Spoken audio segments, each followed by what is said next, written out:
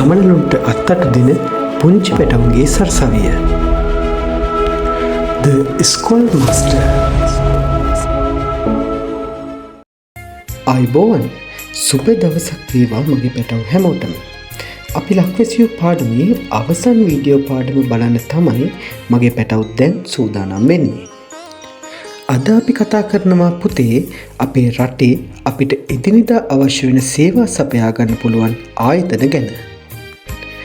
රාජ්‍ය ආයතන, පෞද්ගලික ආයතන, රාජ්‍ය ආයතන වලින් අපිට ලැබෙන සේවාවන් වගේම අපිට සේවය සපයන රාජ්‍ය නිලධාරීන් කවුද කියලත් මේ වීඩියෝ එකෙන් මගේ පැටවුන්ට ඉගෙන ගන්න පුළුවන්. අද පාඩම ටිකක් දිග පාඩමක්. හැබැයි පැටව් සම්පූර්ණ වීඩියෝ එක බැලුවොත් පාඩම හොඳින් මතක තියාගන්න පුළුවන් වෙයි. ඒ නිසා වීඩියෝ අවසන් වෙනකන් බලන්න කියලා මතක් කරනවා. පාඩම් පටන් ගන්න කලින් අපි ලක්වැසියෝ පාඩමේ සාකච්ඡා කරපු අනෙක් පාඩම් කොටස් බලලා නැත්නම් ඒ පාඩමුත් බලන්න මගේ පැටවුන්ට ආරාධනා කරනවා. ඔයාලට පහසු වෙන්න ඒ ප්ලේලිස්ට් එක ඩිස්ක්‍රිප්ෂන් එකේ දාලා තියන්නම්. ඒ වගේම The Schoolmaster channel එක subscribe කරලා වීඩියෝ එකට like එකක් දාන්නත් අමතක කරන්න එපා. අපිට එදිනෙදා ජීවිතයේදී අපේ විවිධ අවශ්‍යතාවලට අවශ්‍ය විවිධ කටයුතු ඉටු කරගන්න අපිට විවිධ ආයතන වලට යන්න සිදු වෙනවා. අපි මුලින්ම බලමු පුතේ අපිට ඒ වගේ සේවය ලබා ගන්න පුළුවන් රජය විසින් පිහිටුවලා තියෙන ආයතන මොනවද කියලා. ඒ ආයතන අපි හඳුන්වන්නේ රාජ්‍ය ආයතන කියලා. අපිට ළඟම රාජ්‍ය නිලධාරියා තමයි පුතේ ග්‍රාම නිලධාරීවරයා. ඔහුගේ කාර්යාලය තමයි ග්‍රාම නිලධාරී කාර්යාලය. ඒ වගේම ප්‍රාදේශීය ලේකම් කාර්යාලය, දිස්ත්‍රික් ලේකම් කාර්යාලය, ප්‍රාදේශීය සභාව, නගර සභාව, සෞඛ්‍ය වෛද්‍ය නිලධාරී කාර්යාලය, ගොවිජන සේවා කාර්යාලය, ලංකා විදුලි බල මණ්ඩලය, ජල සම්පාදන හා ජලාපවාහන මණ්ඩලය, තැපැල් කාර්යාලය, රෝහල, රජයේ බැංකු කියන ආයතන රජයේ ආයතන විදියට අපිට හඳුනා ගන්න පුළුවන්. රජය විසින් පවත්වාගෙන යන ආයතන වගේම විවිධ පුද්ගලයන්ට අයිති ආයතනත් අපේ ඉදිනදා අවශ්‍යතාවලට සේවා ලබා ගන්න රට පුරාම පිහිටුවලා තියෙනවා. ඒ වගේ පෞද්ගලික ආයතන මොනවද කියලා තමයි දැන් අපි ඉගෙන ගන්න යන්නේ. රජයේ බැංකු වගේම පෞද්ගලික බැංකුත් අපේ රටේ තියෙනවා. ඒ වගේම සුපිරි වෙළඳසැල්, වාහන සේවා ස්ථාන වගේ ආයතන අපිට පෞද්ගලික ආයතන විදියට හඳුනා ගන්න පුළුවන්. අපි රාජ්‍ය ආයතන මොනවද කියලා දැනගත්තට විතරක් මදි. ශ්‍රී ලාංකීය පුරවැසියෝ විදියට ඒ ආයතන වලින් ලබා ගන්න පුළුවන් සේවාවන් මොනවද කියලත් හොඳ අවබෝධයක් තියෙන්න ඕන. එතකොට තමයි අපේ ජීවිතේ වැඩ කටයුතු පහසුවෙන් අපිට සිදු කරගන්න පුළුවන් වෙන්නේ. ඉතින් අපි බලමු රාජ්‍ය ආයතන වලින් අපිට ලැබෙන සේවාවන් මොනවද කියලා. අපිට ළඟම රාජ්‍ය නිලධාරියා ග්‍රාම නිලධාරීතුමා කියලා අපි දැන් දන්නවනේ. අපේ හැම ගමකම රජය නියෝජනය කරමින් අපිට සේවා ලබා දෙන පිහිටුවලා තියෙන ආයතනය තමයි ග්‍රාම නිලධාරී කාර්යාලය. ග්‍රාම නිලධාරී කාර්යාලයෙන් අපිට ලැබෙන සේවාවන් තමයි මෙන්න මේ සේවාවන්. ගමේ සිදුවන පොදු කටයුතු සොයා බැලීම, පදිංචිය සනාථ කිරීමේ ලිපියක් ලබා ගැනීම, හැඳුනුම්පත් සැකසීමට තොරතුරු ලබා දීම වගේ සේවාවන්. ඊට අමතරව තවත් සේවාවන් ගොඩක් ග්‍රාම නිලධාරී කාර්යාලයෙන් සිදු වෙනවා. පුතාලා දන්නවද?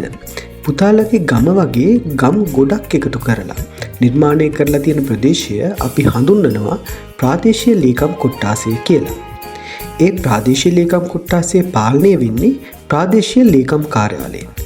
ප්‍රාදේශීය ලේකම් තමයි ප්‍රාදේශීය ලේකම් කාර්යාලයේ ප්‍රධානියා. අපි දැන් බලමු ප්‍රාදේශීය ලේකම් කාර්යාලයෙන් ලැබෙන සේවාවන් මොනවද කියලා. උපැන්න සහතික හා මරණ සහතික ලියාපදිංචි කිරීම, රථ වාහන ආදායම් බලපත්‍ර නිකුත් කිරීම, සංස්කෘතික හා ආගමික කටයුතු වගේ පොදු කටයුතු වලට සහාය දීම. ප්‍රාදේශීය ලේකම් කාර්යාලයෙන්ොත් තවත් ගොඩක් සේවාවන් ඉටු වෙනවා කියලා පැටව් මතක තියාගන්න ඕන. අපි කලින් කතා කරපු ප්‍රාදේශීය ලේකම් කොට්ටාස ගොඩක් එකතු වෙලා නිර්මාණය වෙනවා පුතේ දිස්ත්‍රික්කය. අපේ රටේ දිස්ත්‍රික්ක 25ක් තියෙනවා කියලා මගේ පැටව් දන්නවනේ. මේ දිස්ත්‍රික්ක පාලනය වෙන්නේ පුතේ දිස්ත්‍රික් ලේකම් කාර්යාලවලින්. දිස්ත්‍රික් ලේකම් කාර්යාලයේ ප්‍රධානියා තමයි දිස්ත්‍රික් ලේකම්. මේ දිස්ත්‍රික් ලේකම් කාර්යාලයෙන් මැතිවරණ රාජකාරී සිදු කිරීම, ඉඩම් ආශ්‍රිත ලියකියවිලි සකස් කිරීම, විවිධ අවසර බලපත්‍ර නිකුත් කිරීම වගේ තවත් සේවාවන් රාශියක් සිදු වෙනවා. පුතාලා අහලා තියෙනව නේද පළාත් පාලන ආයතන ගැන? අපේ රටේ එක් ප්‍රදේශ සහ නගර ප්‍රාදේශීයව පාලනය කරන්න පහසු වෙන තමයි පළාත් පාලන ආයතන පිහිටුවලා තියෙන්නේ.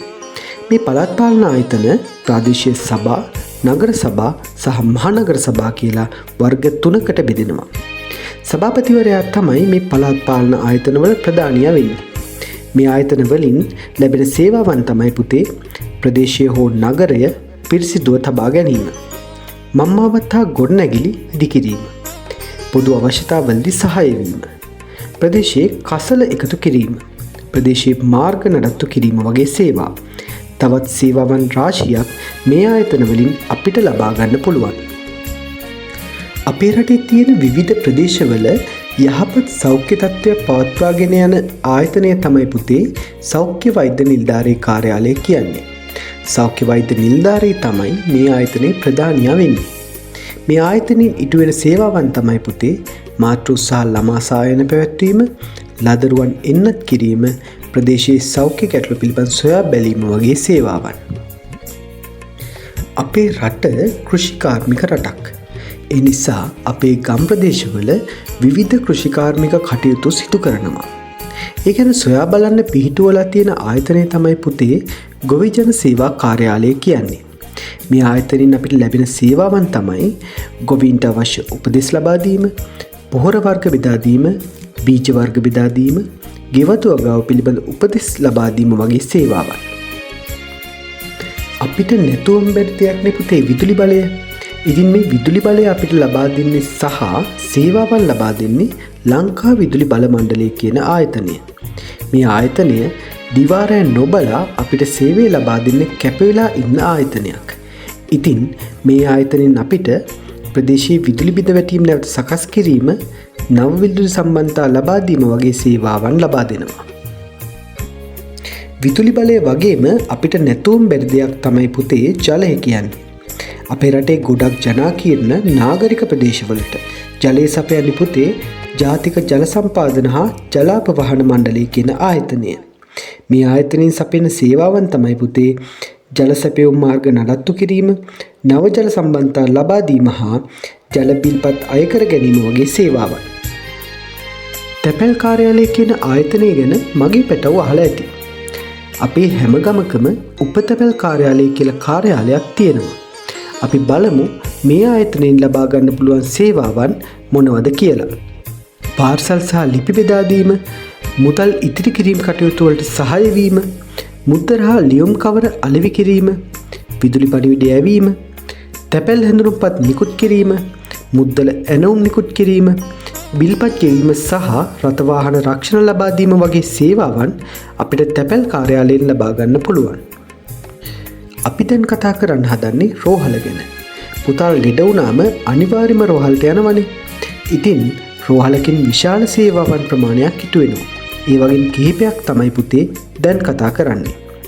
රෝගීන්ට නේවාසික හා සායනික ප්‍රතිකාර කිරීම, විවිධ වසංගත රෝග වැළැක්වීමට කටයුතු කිරීම වගේ සේවාවන් රෝහල් වලින් ඉටු කරනවා. අපි අවසාන වශයෙන් කතා කරමු පුතේ බැංකුව ගැන. බැංකුවත් අපිට නැතිවම බැරි ආයතනයක්නේ. මගේ පැටවුන්ටත් බැංකු ගිණුමක් ඇති. හැබැයි නිසි වයසට එනකම් පොඩ්ඩොන්ට තනියම ගිහින් බැංකුවත් එක්ක ගනුදෙනු කරන්න බෑ කියලත් මතක තියාගන්න ඕන. පුතේ බැංකුවකින් අපිට මුදල් තැන්පත් කිරීම හා ආපසු ගැනීම, චෙක්පත් මගින් ගනුදෙනු කිරීම, ණය මුදලක් ලබා දීම වගේ සේවාවන් ලබා ගන්න පුළුවන්. හරි. දැන් අපි අපිට සේවය ලබා ගන්න නිතරම අවශ්‍ය වෙන රාජ්‍ය නිලධාරීන් කවුද කියලා බලමු. ග්‍රාම නිලධාරී, කෘෂිකර්ම උපදේශක, සංවර්ධන නිලධාරී, පෞල් සෞඛ්‍ය සේවා නිලධාරී, සමෘද්ධි නිලධාරී, ඒ වගේම මහජන සෞඛ්‍ය පරීක්ෂක කියන රාජ්‍ය නිලධාරීන් තමයි පුතේ අපිට නිතරම සේවා ලබා ගන්න අවශ්‍ය වෙන රාජ්‍ය නිලධාරීන් වෙන්නේ. දැන් අපි අපේ පාඩම අවසන් කරන්නයි සූදානම් වෙන්නේ. අපේ මීළඟ පාඩම වෙන පැලෑටි හා ගස්වැල් පාඩමින් අලුත් ලස්සන වීඩියෝ පාඩමක් අරන් එනකන් මගේ දක්ෂව හැමෝටම ආයුබෝවන්. සුබ දවසක්.